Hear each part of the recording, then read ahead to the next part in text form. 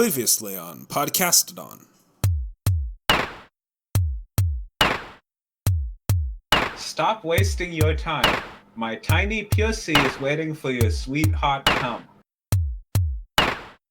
Game consoles aren't just for playing games, they can also be a handy way to play with yourself. Think about that next time your friend hands you one of their game controllers for a little two-way action. Are you aware of the idea that wanting is better than having? It's the dream that you can make other people worse. I am asking the audience to sympathize with people who may not sympathize with them. I think you mean empathize. I'd settle for sympathy. No, sympathy is stronger, though. Okay, I'm asking you to empathize. Eventually, it will all come crashing down. You will lose all your money and realize that your wife is fucking another man. The doomer sees himself as grotesque. You give your favorite streamer bits because you fantasize about destroying her psychically. So in conclusion, Eva Alfie is pretty cute, and had we attended the same college classes, I totally would have thought about buying her lunch. Hello and welcome to Podcastodon, where I'm sleep deprived. And I'm drunk. And today we're going to be talking about the Pornhub 2024 year in review for the second time. You won't hear the first time. So, do you want to explain to them the story of why the first version of this was never released? No. Okay.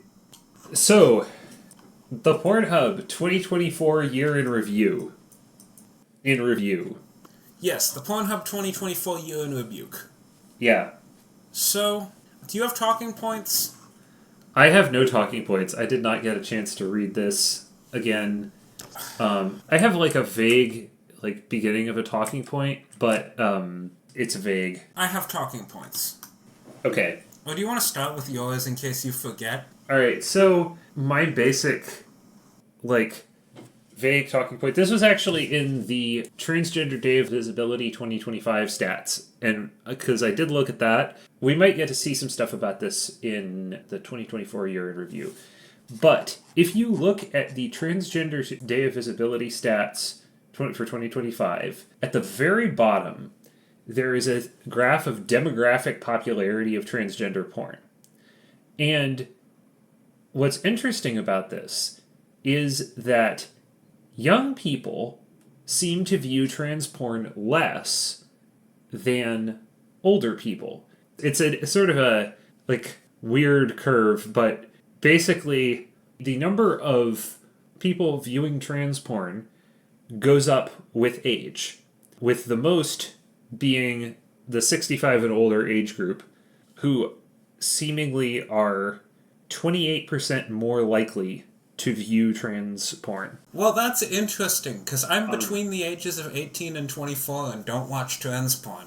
It sort of plays in with my hypothesis that a lot of right-wing politics is weird sex shit. There's this video that I think is really interesting by the Illinois House of Representatives candidate, I think, Kat Abu-Ghazaleh, whose name I have a lot of trouble pronouncing, apparently. There's two A vowels in there is the problem. There is an A in cat and an A in Abu-Ghazaleh.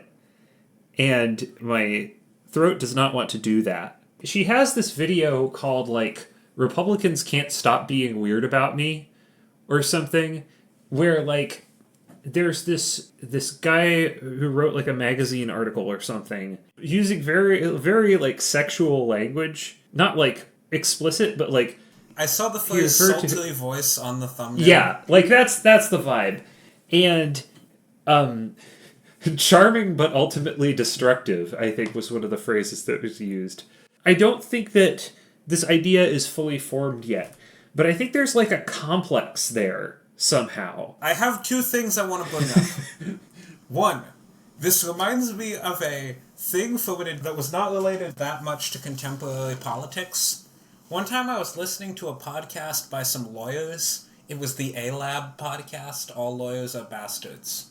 And they did an episode on the Omegaverse lawsuit. That's why I was listening to it. Uh-huh. And they had a comment about one of the two authors embroiled in the lawsuit, who was the villain of the story. Yeah. And they said of her, she's pretty, but she has the gleam of madness in her eyes. Mm-hmm. And then the author in question fucking loved this quote and put it on her website. And then had some, like, art commissioned of her, like, sitting on a throne drinking wine with some skulls. Yeah, I remember that. I remember that from the Lindsay Ellis video. I think that was explicitly because of that quote, though. Yeah. But, like, if this is a complex, like, the special state of mind of being sexually attracted to someone you hate is something that I think is worth exploring. It's very Carmoran. Yes, extremely. It shows up in Carmorant. Yeah. By that, I don't necessarily mean that it is a Carmoran cultural thing. I mean that it's the kind of thing that would show up in the Carmorant, like, setting as a whole. I'd like to bring in the Madonna horror complex here. Otherwise known as the Virgin horror complex by people for whom the term Madonna is more associated with 80s pop stardom than the Virgin Mary. Fuck, I keep looking back at my waveform and wondering if my audio is peaking. And I don't think it is. I'm peeking off this Danny Phantom slime. I'm peeking off this Pilsner Urquell. Oh god. So, I had a sauce that was labeled as Sapporo Ichiban, and for some reason, I wanted to insert that as a drug into a Dracula flow bar. Like, Sapporo Ichiban got me feeling like everything gonna be alright.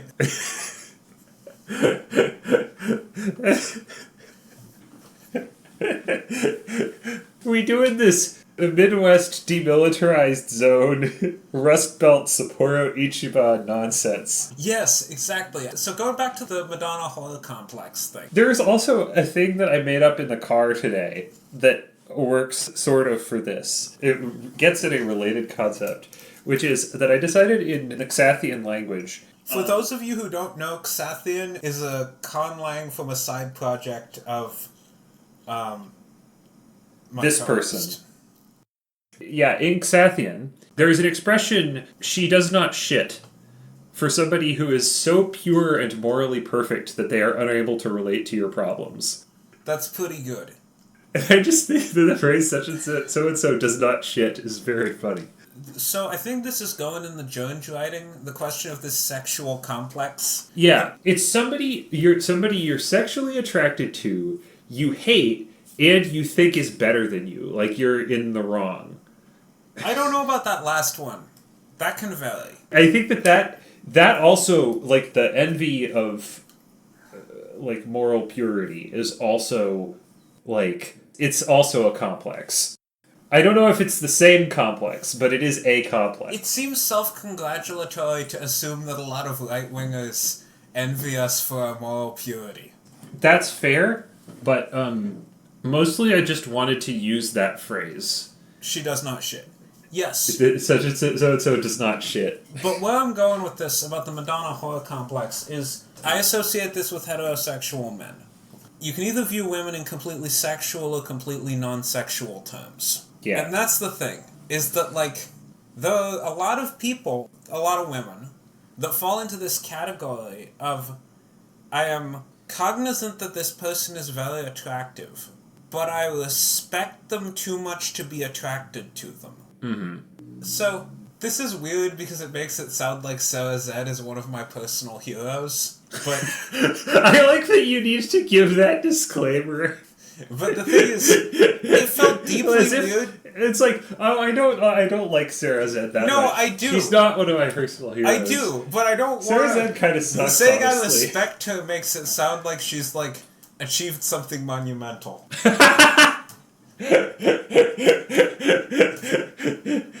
But... You know, only being one of the most popular video essayists on YouTube. Yeah, but I feel like she's insufficiently radical. I don't care. I'm just trying to make you squirm. Yeah, so it's weird. I wouldn't like her more if she was more radical, but I'd respect her more. Point is, I saw a search when I searched her name one time. I got a result for r/hot YouTubers. And that just felt wrong. Like, you don't sexualize people who are doing good work. Or not you don't sexualize people who are doing good work. You don't have sexual thoughts about people who are doing good work. Huh. This is why, for years, one of my biggest celebrity crushes was flash-in-the-pan white Australian rapper Iggy Azalea. I did not like her music. I didn't like what she was doing, didn't like her attitude. That made her hotter. Huh. I can't spell Azalea. A-Z... Oh, I thought it had an extra E in there. No. So... I do not like her fashion sense. So... This reminds me of another thing. So this one streamer I like, I found out she had an OnlyFans. The description for the OnlyFans had something about appreciation without objectification. And I was like, that isn't a thing! The fucking... I'm trying to parse what she could possibly mean by that. She was posting nudes and wanted it to sound fucking... Yeah, she was posting it to nudes sound nudes and progressive. wanted it to sound empowering. Yes, that's it's like there's something inherently degrading about being masturbated to. There's something that inherently reduces the personality of the person, reduces the fucking beautiful, multifaceted aspects of humanity if you're beating your fucking meat to them. I'm convinced I'm wrong about this, but I also believe it very hard. Does that make sense? Yeah. Like, intuitively, this is how I think things are. Yeah. And even when I intellectually can, like, consider and accept an argument that says things are otherwise, the problem is that it's wired into my id. Yeah. Fucking podcasting on is best when we talk about the id. It's like, what if you want the wrong things? Yeah. What if your fucking soul is wrong? The worst part is knowing that a lot of people don't have the sexual hang-ups I do. Yeah. And simultaneously, a lot of people do. Like, people keep asking, are the straights okay? And, like, what is wrong with a young man? Have you considered... Sex-wise, a lot of it goes back to my idea about fucking... My libido is a series of intrusive thoughts I don't recognize as part of me. And there's the that I did not understand until I started, like, reading about the experiences of people on HRT, because it has never been like that for me, except when I was a teenager. Pretty much, like, once I hit adulthood, I never had any trouble with, like, intrusive sexual thoughts. All men while masturbating are the same man. So all heterosexual men while masturbating are the same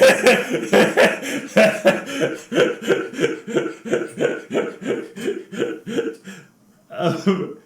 What is that from? Or did you make it up? That's a paraphrasing of a line from Tlern Ukbar Orbis Tertius by Jorge Luis Borges when he's talking about the philosophy of the people of Ukbar. Or maybe the philosophy of the people of Tlern. I can't remember which layer deep this is. But the point is, the actual line in the thing was, all men when reading Shakespeare are Shakespeare. All men at the moment of orgasm are the same man. Their idea was about there's, like, no permanence and no fixed identity. Like, the people of Tlern are the ones whose language doesn't have any nouns. Yeah. Everything is expressed via the verb of that thing being. I'm using the line to mean something other than what they're talking about there. In this case, I mean that, like, the worst part of post-nut clarity is returning to my sense of self.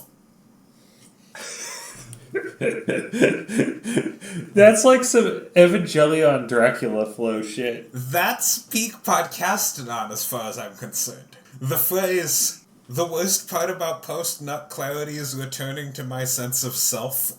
Get in the fucking robot. I really want to. I wanted to bring something up. Okay. having looked at the fucking Transgender Day of Visibility 2025 article, that's the one where they censor fuck. It's really important to understand what is so interesting to us about the Pornhub year in review and the Pornhub metadata is the fact that they censor the word fuck in an article about porn by a porn site. Okay, so to briefly go over what I said before, it is very interesting if you look at the Transgender Day of Visibility 2025 article on Pornhub. It's very interesting to look at the graph at the bottom that's like popularity of transgender porn according to Google Analytics demographics data by age. Counterintuitively, young people seem to watch the least trans porn compared to other age groups, whereas people in the 65 and up age group seem to watch the most. And it just goes up with age. This ties into a thing to do further research about, of like right-wing politics and weird sex complexes. I have two interpretations of this graph. Yeah. There's one that I hear pretty regularly, that young people are becoming more conservative. I'm not sure if this is true. I don't have good data. I don't think that's true, but...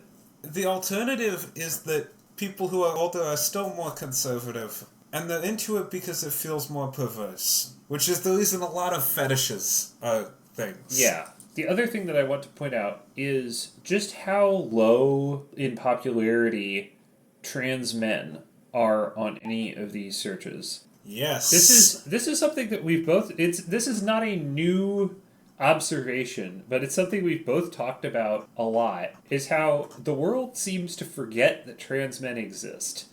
Yes, trans men have very little pop cultural impact. If you look at most searched transgender terms, trans man is like closer to the bottom than it is to the top. 1, it's 2, like 3, out of 4, 5, 6, 7, 8, 9, 10, 11, 12, 13. It is 13th from the bottom out of 1, 2, 3, 4, 5, 6, 7, 8, 9, 10, 11, 12. So out of 30, it's the 13th from the bottom. So it's like in the bottom half. Yeah. We need to post this graph to explain how significant the roll-off is once you're in the bottom half. Yeah. The top searches are just transgender fucks girl, transgender fucks guy. Those are the top, 4 searches. There is significantly less of everything else. Trans girl is number 6. So when they say transgender fucks guy or transgender fucks girl, I assume they're not looking for trans men there. For Transgender Day of Visibility, it seems like trans men are pretty damn invisible. Among women, though, trans men are searched a lot more. Trans man masturbate is 204% more reviewed with women than with men. And trans man gets fucked, it's 182% more viewed by women than men. Yeah. Point is, we need more trans mask representation in stuff. It's a real problem. I talked to a trans guy about this once, and he had a comment about how he felt kind of left behind by the LGBTQ community. Yeah. Because, being a trans man, it involves performative masculinity. Mm-hmm. A lot of people in the LGBT community are kind of uncomfortable with that. Yeah. If you're a heterosexual trans man, where do you fit in the girls and the gays? Yeah. It's funny because, I think about, trans characters that I see in media are, almost all trans women. And trans people I know in real life is, it is about 50-50. Yeah. Speaking of that thing about the girls and the gays, I think perhaps the counterpoint to the girls and the gays, just based on social groups I've been in, is the boys and the NBs. I've been in a lot of social groups that are exclusively men and NBs, often with relation to gaming. Yeah. It kind of sucks because, this attitude of, masculinity as threatening is something that it kind of sucks for trans men because the LGBT community doesn't want to deal with them as much. And it sucks for, trans women because They're scared of your covert masculinity. Yeah, like... It's like Scientology, where Yeah. they talk about 1-1s, where if you're at the 1-1, you're at covert hostility. And homosexuality is associated with covert hostility. Yeah. They're afraid of covert masculinity. Yeah. There was this video I was watching from a trans YouTuber who was talking about, like, how cis women often will, like, undress around each other or, like, change in the same room because, you know, they don't care. They're comfortable. And she was always afraid to do that because she felt like she didn't, like, belong in that space. Like, that was not for her. And that they would be afraid of her dick. And this is something that I struggle with a lot. When I talk to trans women, even though I am, like, if not a trans woman, like, something very close to one. Even, like, not just to cis women, but even to other trans femmes. I feel like I don't belong here. This is for women. It's not that I don't want to be here, it's that I'm not allowed to be here, you know? Have people ever actually acted afraid of you? Well, that's the thing, right? Like, it's hard to tell. If I message somebody and they don't respond to me, like, is that because they don't want to talk to me or because they're just thinking about something else? There's no way to know. It's hard to tell. Though I will admit, I've had moments in my life where I've had to, like, reckon with the fact that people are afraid of me, which is always very strange to me, because I always think of myself as the person who's afraid of other people. Mm-hmm. Like, I don't consider myself, like, a big, intimidating dude, but, like, I have straight up been blocked by some women. Well, one woman. Once. Blocked, like, on social media? On Discord. It was a session 0 for a 5e campaign I was running. I can't tell you exactly what it was that made her not want to interact with me. I was kind of dismissive of 5e and commented that, like, the fucking character background selection in the player's handbook doesn't really matter. But I think I just give some people a bad vibe. She sent me a message about, like, I don't think this campaign is for me, so I won't be doing it. And then she blocked me. It's like, what did she think I was gonna do? That I was gonna leave as some kind of, like, fucking angry screed? And then I realized, oh yeah, she probably does. Yeah. Like, I have an air of bitter resentment that scares women. And also, you're just, like... So, this is something that obviously doesn't come across in a podcast because, like, it's an audio medium. But if you have not seen Mr. Gecko Madsen in person... Yeah. He's not, like, tall, but he is... Wide. Wide, but not fat. Like, strong. I am burly. That's the correct word. Yeah. And, like, because he used to be in the fucking army and got really strong doing army training. That's not remotely how that shit worked. Like, I was in ROTC, I never actually contracted, and I feel like I got strong by a fucking dad starting us on weightlifting really early. Well, yeah, but you got a lot stronger. Like, you got bigger after you did the, like, physical training. I've also got an enormous sloping brow ridge.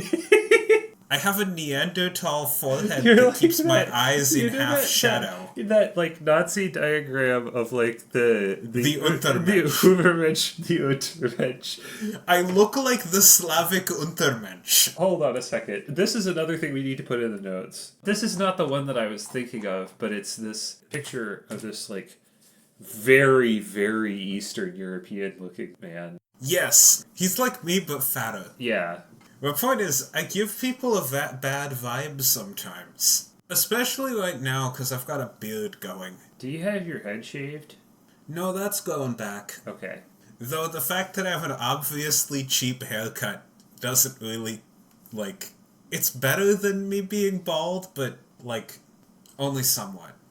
Okay, so... Aside from the fact that I have big loser energy and women can sense that on people... Let's talk about some actual shit. It's not loser energy, it's, like, combatant energy. No, I was gonna say that they fucking could tell the shoulda, woulda, shoulda, coulda attitude if they'd just given me a chance kind of thing that I have. Oh. Like the, I could have been big, you know, if people hadn't fucked me over. Do I Sometimes I have that. Let's talk about porn. Yeah. What were you going to talk about with the fucking Pornhub Year in Review? This is the 2024 Pornhub Year in Review. Yes. So, the first thing I want to talk about, because this is a continuing thing, Pornhub's strange phrasing. All of the articles are weirdly written. So they have like trends that define 2024, and the number one, they refer to it as demure desires. Demure searches rose 133%, mindful pleasure up 112%, mindful JOI up 87%, and you've got stuff like other popular searches up right now are like traditional clothes, traditional sex, modesty, respectful sex, ethical porn. They call it demure desires, and then whenever something in that category pops up, they say, like, continuing a demure desires trend, and it doesn't fucking feel right. Stop trying to make this happen. And then, they talk about fucking the whole Hawk Tuah meme. God, I hate it. I hate it so much. I know, I hate it too. It had an influence on fucking searches in 2024. And you know how what they name this category? Et tu, Hawk Tuah. What does that even mean? Has the fucking meme betrayed you? Then again, Haley Welch Yes. did do a fucking crypto rug pull, so actually this is entirely true. This is entirely true, but not for any reason related to this article. Okay, we can't say the Hawk Tuah girl betrayed us, I think, because I didn't put any faith in her.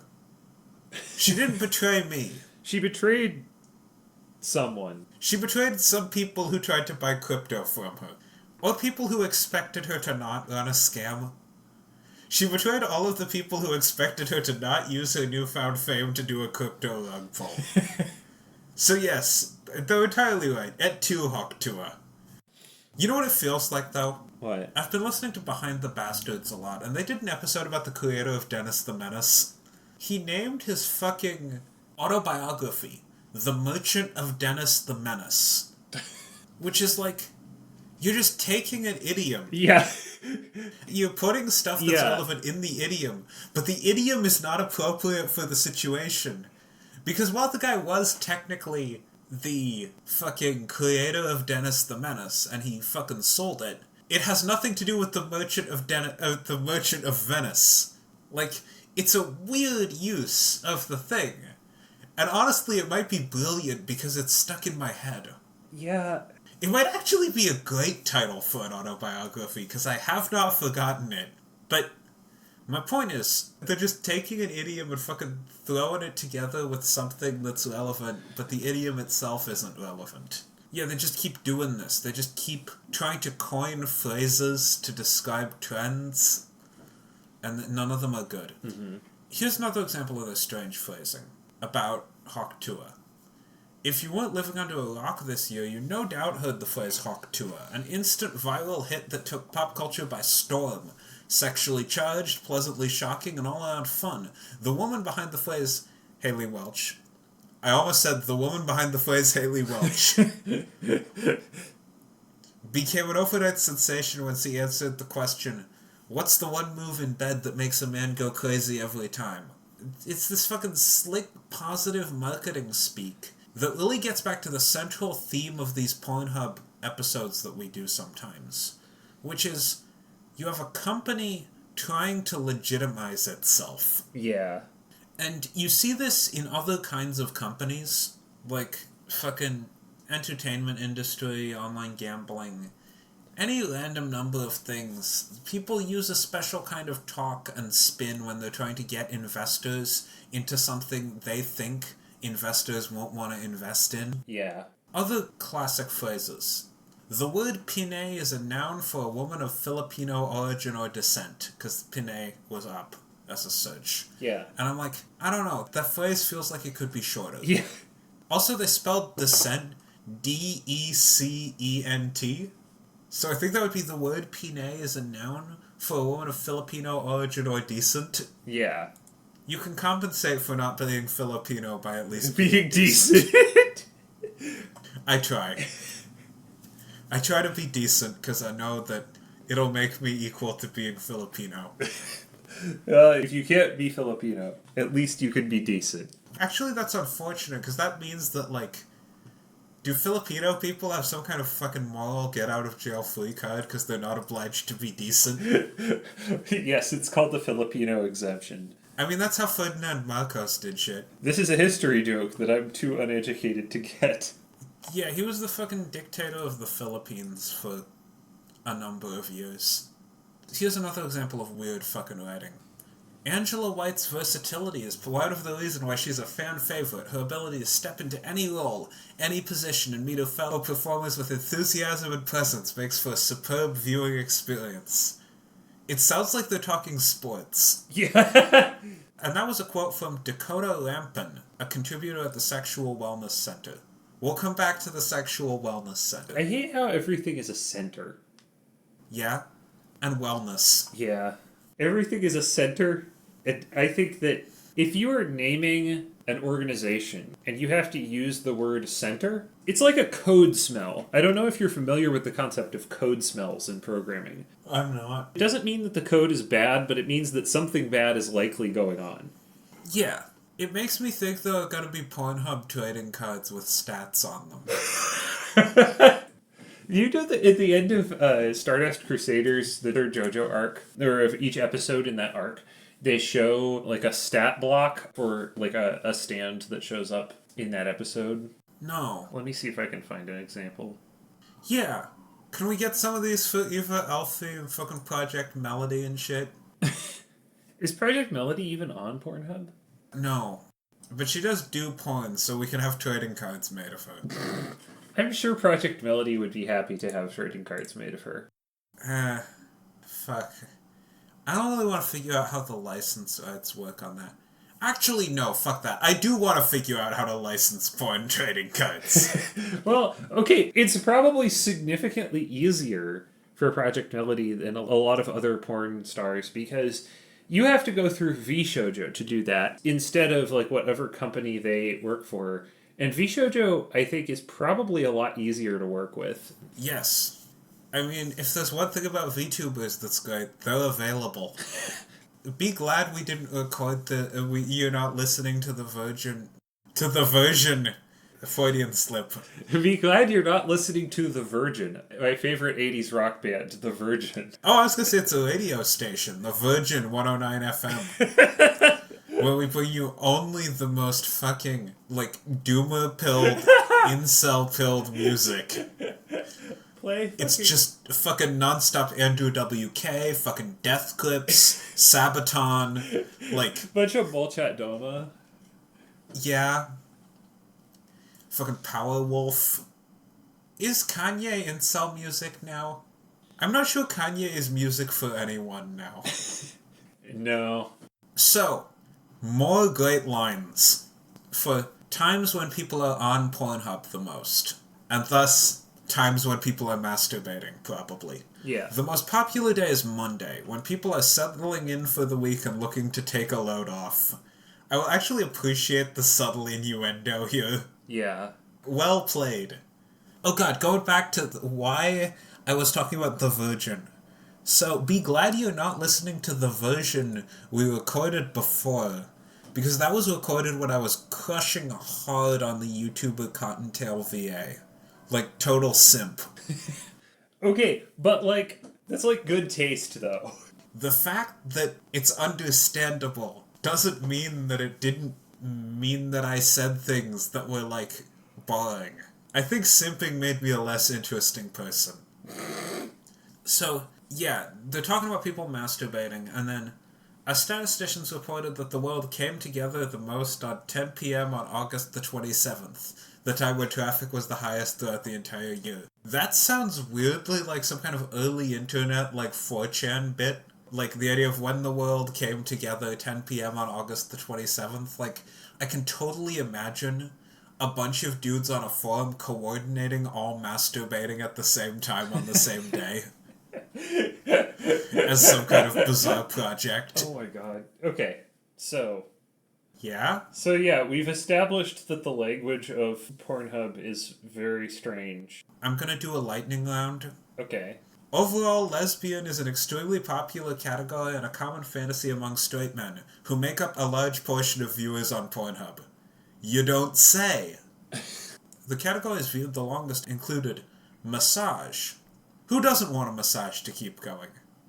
You need that fucking parenthetical aside in here? Get that parenthetical shit out of here. Not in this Christian household. Yes, along similar lines. When our statisticians looked to see who the most searched porn stars by women were, they found Lexi Laura, Esperanza Gomez, and Lana Rhodes at the top. The list includes many that are popular with straight men as well.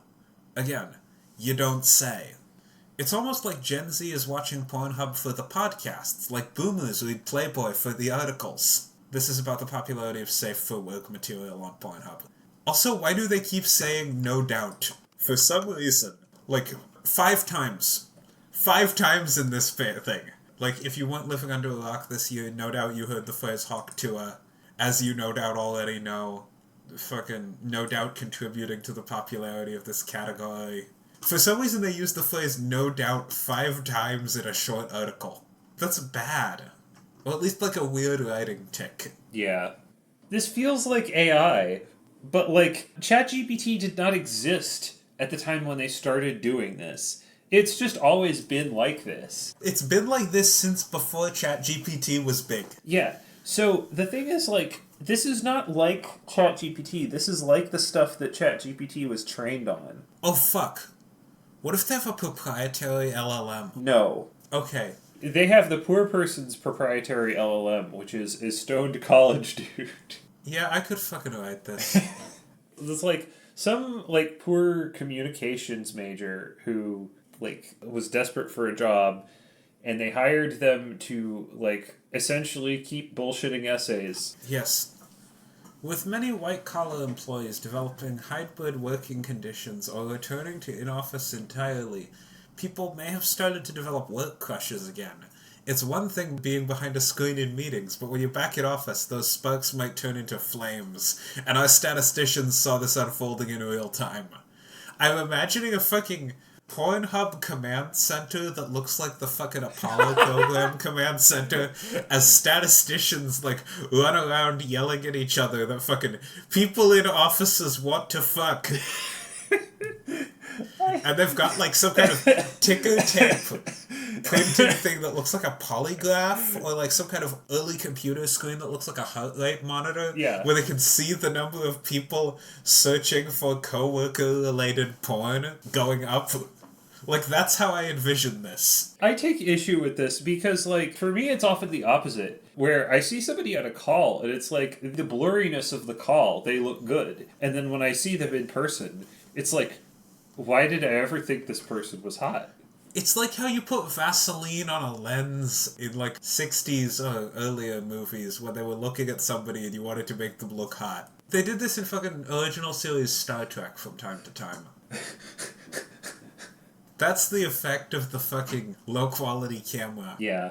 Or maybe it's just that low-quality cameras make everything look like a sex tape. No, I think it's that you don't get a clear look at the person, so you can imagine that they look like however you want them to look. Okay, I've got 2 more. This one's long, though.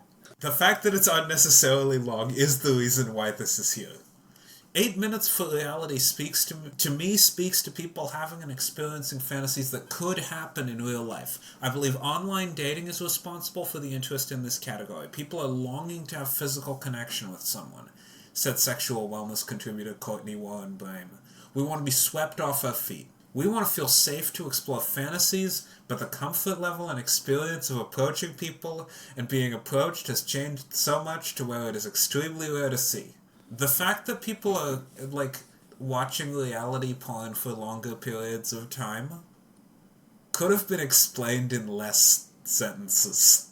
Fewer sentences. It is also interesting that they talk about, like, the sort of loneliness epidemic and how it's just, like, harder to approach people. I'm convinced there's also a female loneliness epidemic, but the thing is that I don't talk to enough people to confirm Well, it. the problem is that the women who are suffering from it don't talk to you because they're suffering from the loneliness epidemic.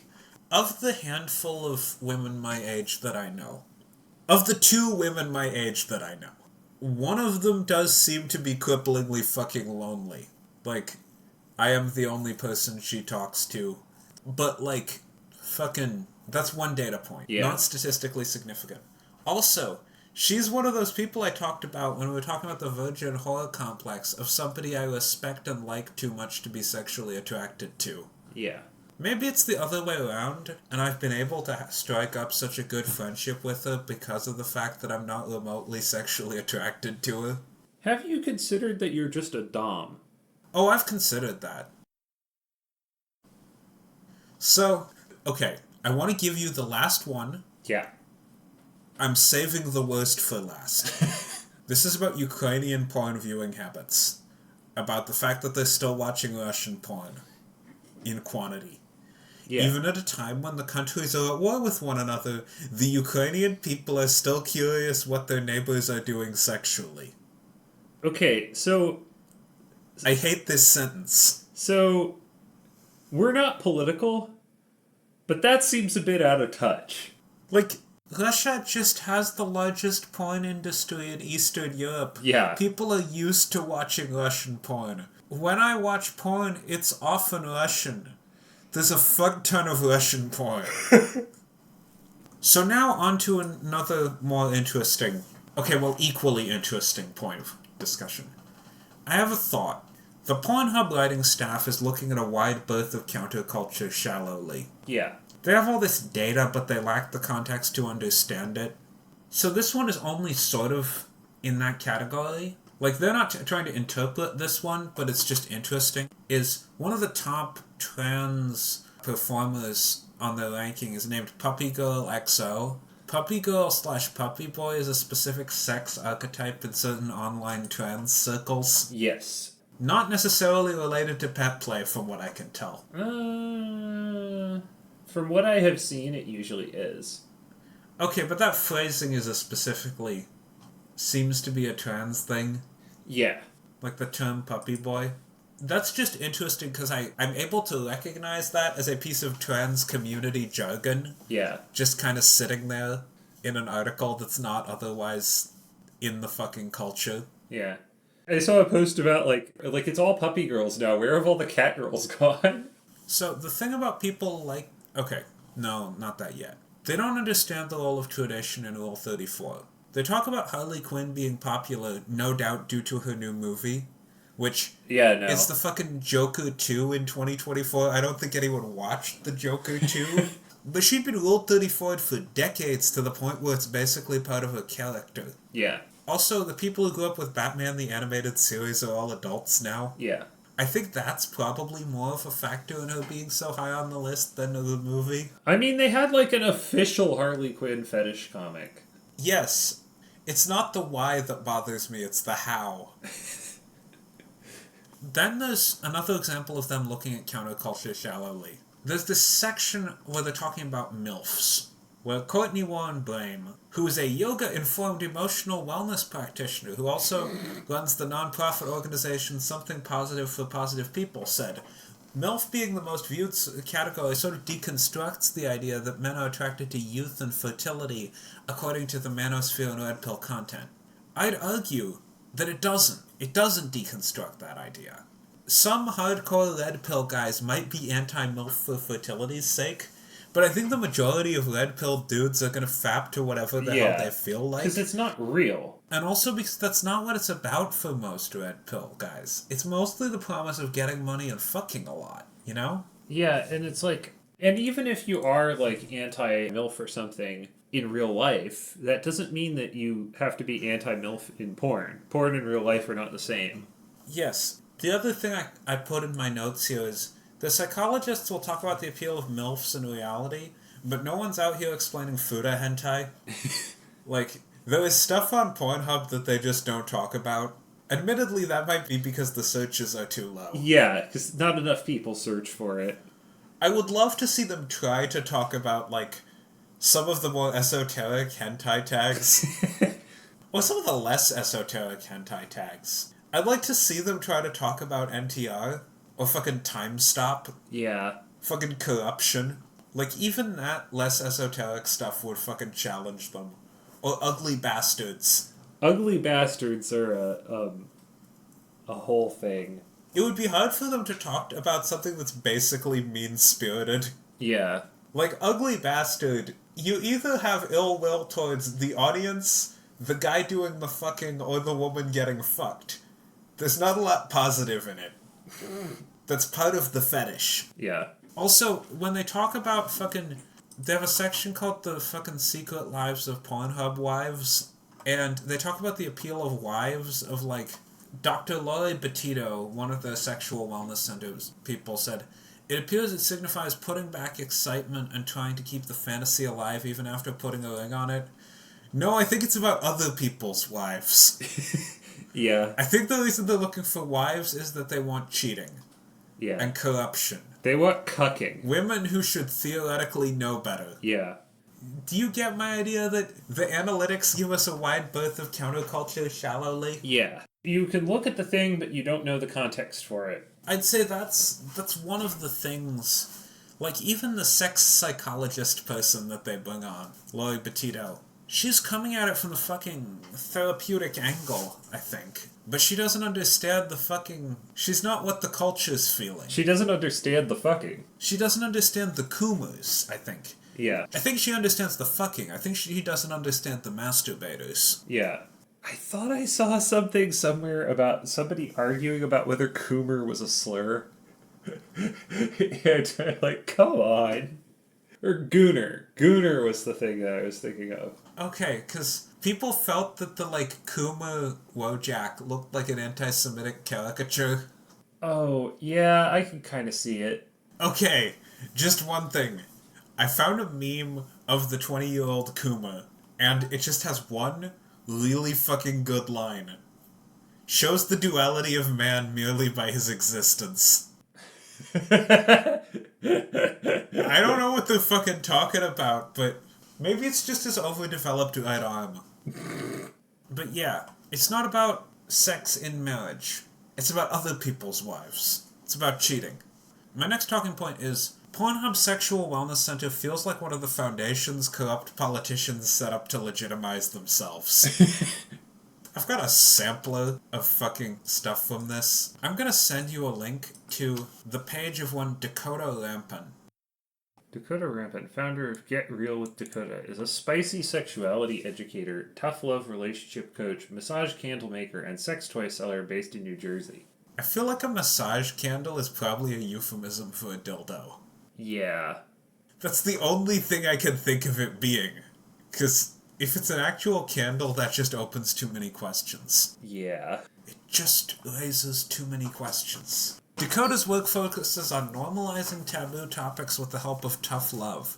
Her all-love, no-BS approach makes manifesting and maintaining your #relationship goals a breeze, whether that's exploring a new kink, healing relationship trauma, developing more self-confidence, or being a #happy healthy hoe. Follow her on Instagram at Get Real with Dakota to stay up to date on Dakota's events, workshops, and coaching offerings. This is the wrong person to be providing sex advice to Pornhub users, because you need somebody who understands the culture of the fucking desperate and fucking unwanted moving through life sideways. Yeah. And specifically, also, they need to be fucking terminally online. And, like, on the right parts of the internet. Or rather, the wrong parts of the internet. Yeah, I was gonna say, we're like the wrong parts. We need a fucking Kwisatz Haderach who can provide people with actual psychological advice and advice about relationships while also understanding what a Kuma is and what the fucking, like, complex relationship of fucking humiliation and, like, self-loathing and also, like, kind of the feeling that you're one of the enlightened few. We need simp Montib. Yes, we need someone who can go between city and goon cave. A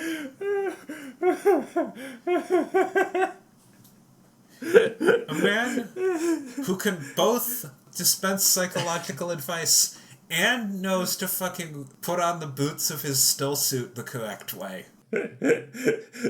Paul Atreides nuts. Yes, the legends have not foretold this person, though. There is no fucking precedent for this person. Like, articles in here from Dakota Lampin. Learning how to forgive yourself after a breakup. The science of heartbreak, why it hurts and how to heal sooner than later. Conscious monogamy, what is it and how to know if it's for you. The situationship trap, what do you do when you want more? Oh god. The word situationship is hilarious to me. Micro-cheating, is it real or just paranoia? So before you continue on the tangent I think you're going to continue on, I just want to say these are not the advice that I think the average Pornhub viewer is looking for. Yeah, they want to know how to get laid. How do I get dates in the first place? Also, like, how do I disentangle my fucking complex emotional knot to figure out whether I'm looking for companionship, romance, or just nutting? I mean, that's the thing that I've been dealing with. Well, I understand that the emotional needs that Saturday D&D with the boys is not meeting, okay. But I'm not sure I keep trying to think of a pun with Maudib, Paul Atreides, Usul, whatever you want to call him, and like something to do with gooning. And I realized that is not the energy that we should be bringing to this. That is not podcasted on. We're not doing puns here. It's just fucking is what it is. Huh, Atreides nuts. So what I was gonna say, my big relationship thing right now, I recognize that there are emotional needs in my life that I'm not meeting with fucking Saturday D&D with the boys. Actually Saturday Pathfinder. And I have a desire for companionship, preferably female. Yeah. In my age range that I find attractive. And I'm trying to figure out at this point, am I trying to get sex, romance, or just some kind of like mildly flirtatious friendship? And the thing is I don't fucking know because I've been in like -1 relationships so far. The one relationship I've been in I think counts as less than one relationship. So, the thing about situationships, were you going to talk about clothing at this point? Oh, yes. There was a video I saw once, which showed, like, I can't remember what it was, but it was some, like, shoe, and it's like, if you wear this, you are the victim of a situationship. And then, if you wear this, and I think it was Birkenstocks. If you wear this, you are the instigator of a situationship. It was just really funny, and it stuck in my head. Yeah, so fucking manifesting and first of all, use of manifesting here. Manifesting and maintaining your relationship goals. Your hashtag relationship goals. Don't fucking talk to me about manifesting. What do you know of chaos magic? I'm not doing manifesting, I'm doing NBFesting. No, I'm doing infesting is what I'm doing. Yeah. I don't think anyone who writes for Pornhub can ever really understand manifesting. Okay, no, that's not chaos magic. That's the secret. Never mind. Yeah. But fucking... I don't know what my hashtag relationship goals are. It's like that one guy on Discord. The server I'm in. Like, one day he talks about wanting to hold hands with a girl and, like, play video games with her on the couch. And then another day he's talking about what is the best Fuda hentai and fucking how, like, the West is making female video game characters attractive because people fucking hate female beauty here and don't celebrate it. And also it's part of the agenda. I'm not sure what that guy's, like, relationship goals are. Yeah. He just jumps from wholesome to degenerate to misogynist very quickly.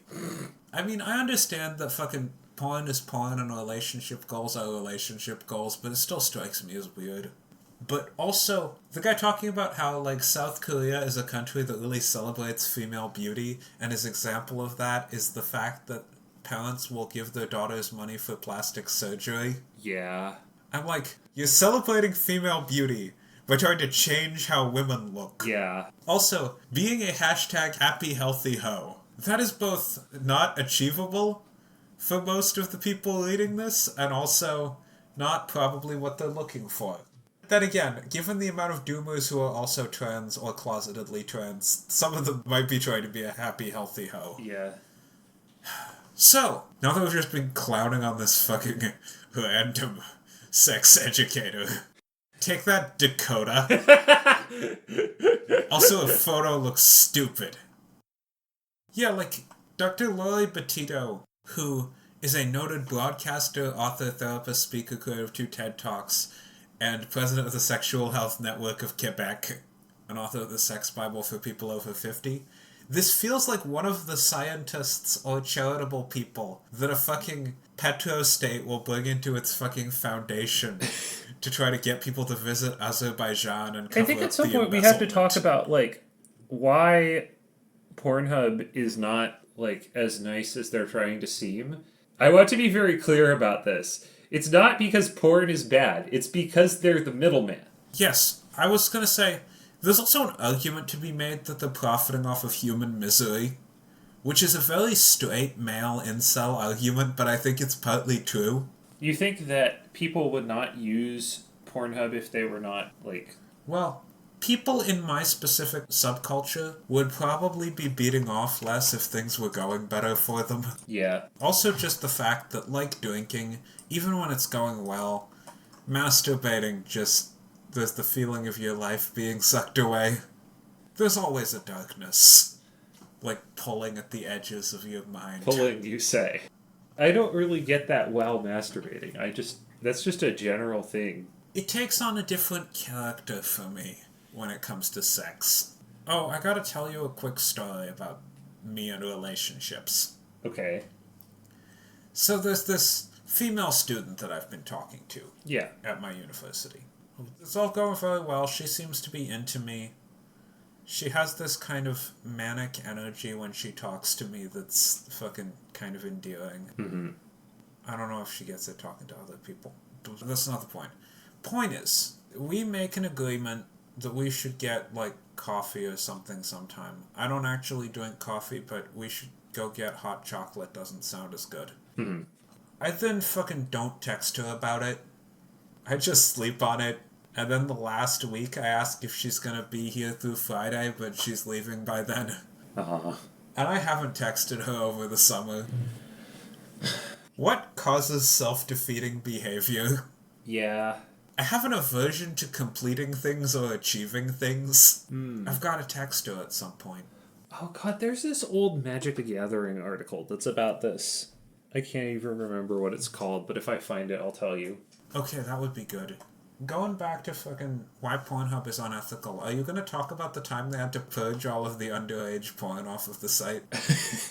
I know, because I didn't know that happened. Well, they did a big sweep of the site in, like, 2017, I think, to get rid of all of the fucking underage porn, all of the porn that appears to have been made using, like, trafficked people. Basically, all of the porn where one or more parties wasn't consenting. Mm-hmm. And I don't know how good they were at figuring out what was what, but there were a couple of, like, channels or networks that just got shut down because shit got revealed about them. Jeez. So, are you just going to talk about Pornhub is unethical because they're a fucking normal-ass corporation? More specifically, they are a tech company. Yes. It's amazing that enshittening has not really seemed to have gone into their functionality yet. That is interesting, isn't it? They have one of the better websites that I've seen. The thing is that there is a lot of competition, because there are lots of places you can go to find porn on the internet. Yeah, you can go to fucking Xhamster. You can go to what now? Xhamster. Do not worry, that's not a bestiality site. It's just a porn site. Huh.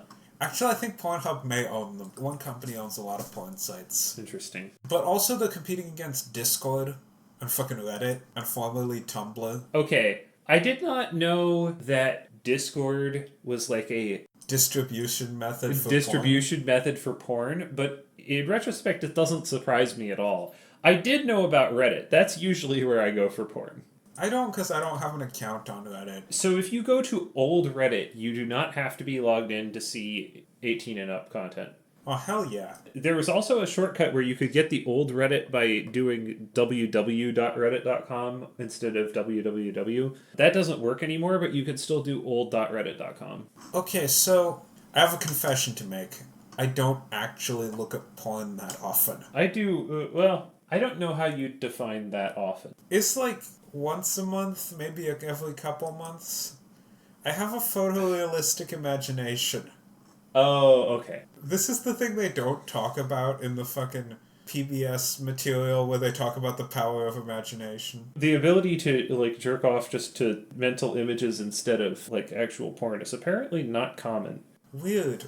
Do you have that ability? Yes. Was it because we were homeschooled?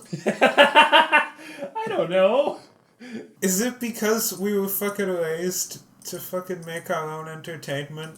I mean, maybe. So what the fuck was I going to say? Oh, it's just that Pornhub is bullshit because it's a corporation. Yeah. They're doing the standard capitalist thing. Actually, standard tech company thing, specifically, where they figured out that if you can sit as the middleman in a transaction, instead of, like, actually buying or selling things yourself, you establish a platform through which people can do something. You can charge exorbitantly high amounts for things, and even if you don't, if your platform just moves a huge amount of stuff through it, you can collect really solid profits by doing that. So there's this kind of, like, thing in which tech companies just, like, try to take over a particular industry and make sure every transaction goes through them so that they can skim money off the top. And it works really well, and it shouldn't be legal. Yeah. So, it reminds me of the corporate rating in the 80s, where you either buy up shares or provide venture capital, use that as leverage to slowly take over the company, fucking sell off as many assets as you can, use that to finance another takeover. Mm-hmm.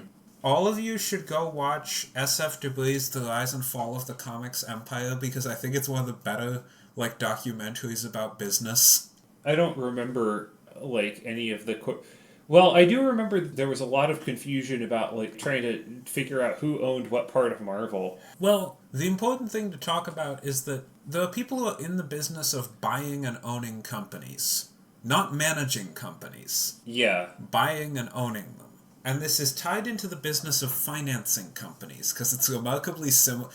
Financing a company and buying a company are remarkably similar. Yeah. You give people money, you get control. Yeah. And the thing is that most of the people who are good at this and do it aren't good managers. That's not the business they're in. Yeah. They're not there to hold on to the company. They're there to buy it, to sell a lot of assets from it. They're there to flip shit and make hands. Make hands? This is a phrase that I just made up. It sounds like a Kendrick line. I like it. They're there to flip shit and make hands. And the other thing about this is sometimes they do want to hold on to it for a long time. But if they hold on to it for a long time, their attitude of what to do with it is going to be completely different even from, like, a high-level manager. Yeah. Your typical corporate finance person is going to look at it and go, alright, what's profitable? Fucking juice the fuck out of that. Sell everything else. They don't bother to check if the other things maybe make the profitable thing profitable. And they don't pause to figure out how the profitable thing works. Like with comic books, it was like, okay, variant covers sell. Yeah. Fucking pump more variant covers out. Come up with new lines of comics. Like, there was this push in the 90s to saturate the market. Mm-hmm. To just sell as much as possible. But fucking market saturation isn't good. Yeah. I mean, the most important thing is that the people who are in the business of owning companies don't necessarily know a lot about the companies they own, because that's not the business they're in. Yeah. He talked about this fucking guy who was trying to buy Marvel, and he was like, he didn't read comic books anywhere more than he used Rayon Cosmetics, but he owned both of them. Yeah. They're assets. That's one of the things that you should take away from the fucking Rise and Fall of the Comics Empire. The other thing you should do is it kind of helps understand why bad products get made, and also what all of the fucking behind-the-scenes drama that you get newspaper or, like, fucking online news articles about actually means. Yep. People talk a lot of shit and try to like, go on about things they think they understand vis-a-vis fucking creative directors and unions and independent contractors versus employees and stuff. Yeah. It only makes sense if you actually had an example of it in action. The best way to summarize all of this stuff, I think, is that... I can't remember who said this. I think it was a comment on an FD Signifier video or something. But the quote that I heard was like, I'm pro-sex worker, anti-sex capitalist. Yeah. That's my basic take on this. So what I was going to say is, it's like when Las Vegas tried to get family-friendly. You know, they're trying to push, like, the themed resorts and the casino, and the fucking hotels and stuff. But we all know it's Vegas. Yeah, I would argue that Vegas is more exploitive than Pornhub. Oh, yeah, probably. I mean, there's more money in it, I think. And, like, Pornhub is not a scam. They are giving people the thing that they came there to get. This is one of the reasons I feel Pornhub as a website has a refreshing honesty compared to YouTube. Yeah. Whereas, yeah, casinos are a scam. They're designed so you can't win. Yeah. With Pornhub, you get what is being advertised. The people, if anything, who are being scammed are... The people trying to make money on the site? Yeah. Well, I mean, I don't know how well Pornhub pays out to sex workers or people who produce porn. I assume there are a lot of low-level porn people, or a lot of fucking verified amateurs on Pornhub who are, like many people on YouTube, trying to get views and make it pay out, but aren't succeeding. Yeah. And, like, what kind of corporation is Pornhub? It is owned by ALO. What is ALO?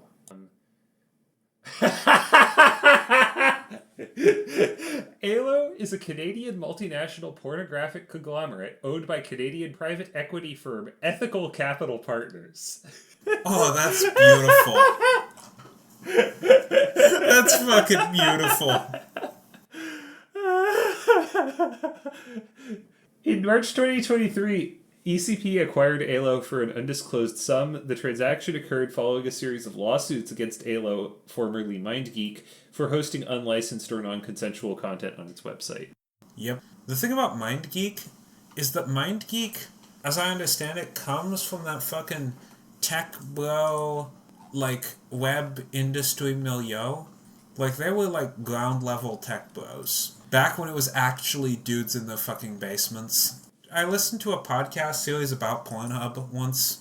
It's that classic story of a bunch of guys figure out, 2013, so it's a bit later. Yeah, but it's like, if we get a website with better functionality and stuff people want before anybody else, yeah, then we're gonna make a fuck ton of money. Yeah. And they fundamentally made porn harder to make money on.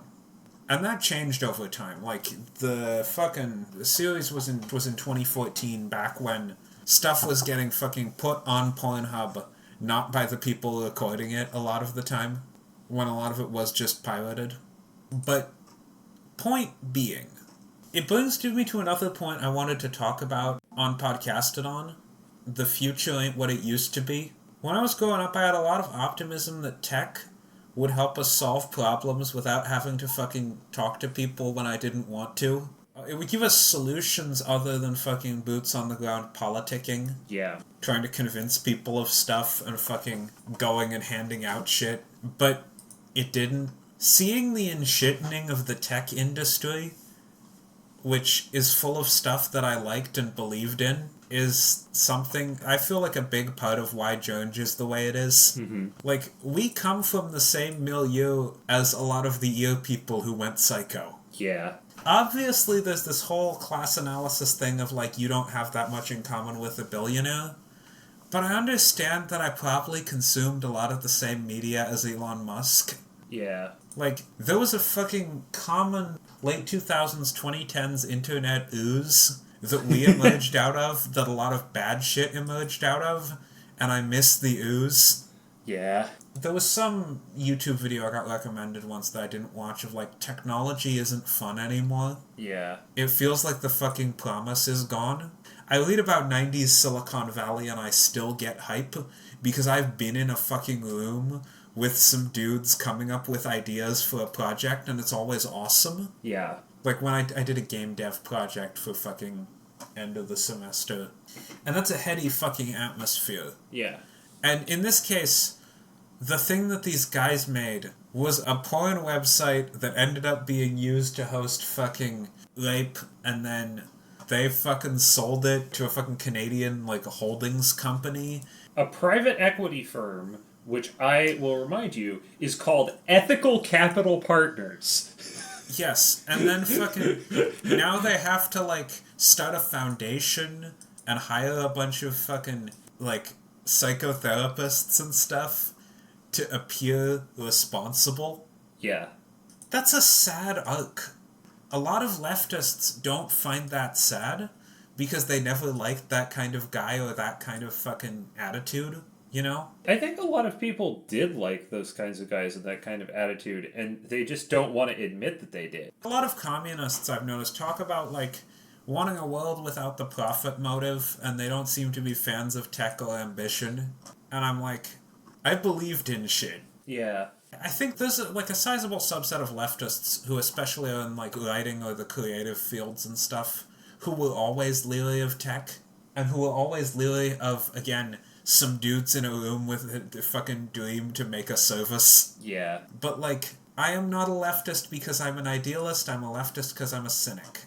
I'm not here because I love the ideas of fucking putting a fuck ton of control on the economy. I'm here because I think it's necessary. And it's a sad fucking necessity. Yeah. Well, that's why I go into distributism, because I'm looking for a way that people can still fucking do shit and try to, like, gain something from it in a way that does not fucking create a fucking massive class divide and fucking unlivable living conditions for a lot of people. Mm-hmm. But that's neither here nor there. I want to say some more shit about Pornhub's foundation. Yeah. Because I have to do this, and then there's one more quick thing. So, there's this guy, Michael Castleman, who they've also brought in as part of their, like, sex specialists. He wrote Sizzling Sex for Life, Everything You Need to Know to Maximize Erotic Pleasure at Any Age. A lot of these people that they've brought on appear to have written stuff about how to, like, have a good sex life as you get older, which I think is just interesting. He answers questions for free on his site greatsexguidance.com, which has attracted more than 2 million views. From 1991 to 1995, he answered all the sex questions submitted to the Playboy Advisor. He writes about sex for WebMD. He has some good article names. There's a reliable treatment for firm erections, but it terrifies most men. Let me tell you what that is. There are ED drugs that you have to inject directly into your penis. See why it terrifies most men? Yeah. So I interrupt this briefly to look at U.S. top relative searches when compared to all others. And in Oregon, it's furry. This is so consistent with my impression of the Pacific Northwest.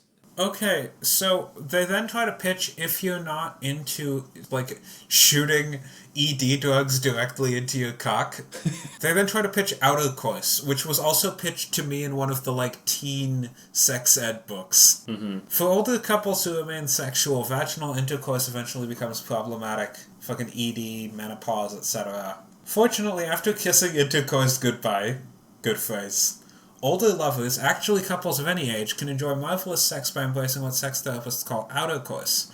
Kissing, hugging, cuddling, mutual whole-body massage, genital hand massage, oral sex toys, and perhaps some anal play and kink. The most popular anal activity is a gentle sphincter massage, while the most popular kinks involve blindfolding and spanking.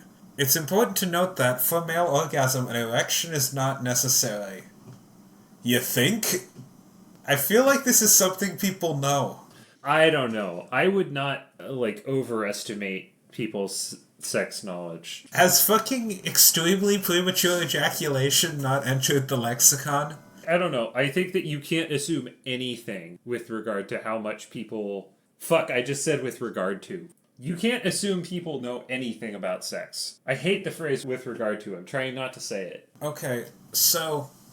Did you know priapism is a term for a painful erection that may persist for hours? No, I did not know that. I also found out that it can be treated with fucking Sudafed. Interesting. Also, potential side effect is injection site infection. Urologists also provide alcohol wipes to disinfect the penis skin before and after injections. I don't want a cock infection. Okay, so can we, Look, if I ever develop ED and my alternatives are outer course, not fucking, and injecting fucking ED medication into my cock, I think I'm gonna go with not fucking. Because outer course sounds, like, powerfully lame. Okay. But that may just be because how they describe shit. And I not wanting to not wanting to risk a cock infection. Okay, can we please get back to the main...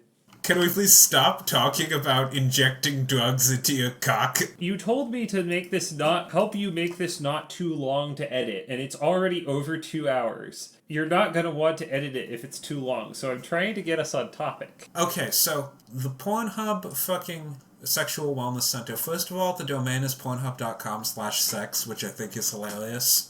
Dad had a comment about the mob losing control of Vegas. I talked about how this is like Vegas trying to get family-friendly. The porn industry passing from fucking as it used to be, when it was super sketchy, to fucking internet porn where it's owned by private equity firms, and it's super sketchy but in a different way. It's like what my dad said about Vegas. When it went from the mob to corporations, it didn't get more family-friendly, just stranger. Because when the mob runs fucking Las Vegas, you kind of know what you're dealing with. Mm-hmm. When fucking weird porn companies based out of the San Fernando Valley run porn, you know what you're getting. You don't know what you're getting when fucking Ethical Capital Investments owns porn sites. Yeah. They may decide they need to release yearly analytics or start a foundation. Some part of me really wants to, found a, okay, hear me out, alright? Found, Sketchy Trans Investments Company, STIC, and use this company to, finance political stuff. Because it seems like it's easy to do things in the US if you're a corporation. That's something I wanted to talk about. I don't think anybody reads this shit. I don't think the Sexual Wellness Center gets a lot of, views. On the ones with comment boxes, there are no comments. But the thing about this is, just by having it, it gives you the right appearance, and by having names associated with it, with articles, you look legit. Yeah, the other thing that it does is it gets people to talk about it. We're doing it right now. Yes, internet people like to talk about the Pornhub Year in Review, because it's funny. There are some, interesting statistics in there, like how Russians always search for Russian. And the fucking stuff about, old people searching for trans porn. Yes. But one of the things I'd like to say is that we definitely need a foundation. Yes. So, I want to bring something up, which I feel is relevant here. Mm-hmm. One of the things that is, powerful, that you don't need lots of money for, is to write a bunch of shit that somebody with lots of money picks up on and runs with. Curtis Yarvin, Mencius Moldbug, did not fucking himself get the anti-democratic world order going. He wrote a bunch of shit that Peter Thiel liked. Yeah. Who put his money behind it. Yeah. One thing that I can do now, that I'm working on, is writing shit and trying to distribute it online, because I've come to the conclusion that the effective altruist rationalist community actually had a huge impact, despite it mostly being guys sitting on a forum talking. Because while they didn't do much, people got off of those forums and then went to do other things. Yeah. And then they fucking found shit. Yeah. I want to round this out with some fun shit. Okay. Gay porn star names that sound like 90s video game protagonists. Cade Maddox. Yes. Dante Cole. Yes. Leon and Mike. They sound like they're from a 3D platformer, but I maintain 90s video game protagonists. I feel like it's early 2000s, more like. Yeah. Gears of War era kind of shit. Drake Vaughn. Yep. I imagine that being a Max Payne sound game. Yeah. Tyler Wu. Yeah. It's the same energy as Morgan Yu. Yeah, well, there are a lot of 90s and 2000s video games that had Asian or Asian American protagonists that were not made in Asia. Yeah. There was a period when it was cool to have your main character be an Asian guy. Yeah. LeGrand Wolf. That sounds like a guy from a Japanese video game. Yeah, that sounds like a minor character from a Final Fantasy game. Wolf Hudson. I wanted to put the two wolf names next to each other. That one, I think you could make an argument that no, that is not a video game protagonist name. Really? I think you could make an argument for it. But Derek Cage. Yes. Gay porn star name that doesn't sound like a 90s video game protagonist. Twunk.